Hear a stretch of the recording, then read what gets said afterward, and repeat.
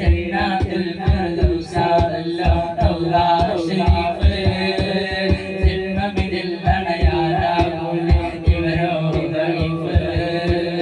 ഉടനെ പറിക്കാനുളവാളൂനെ ഉശിരില്ലെന്ന് കുതിച്ചില്ലേ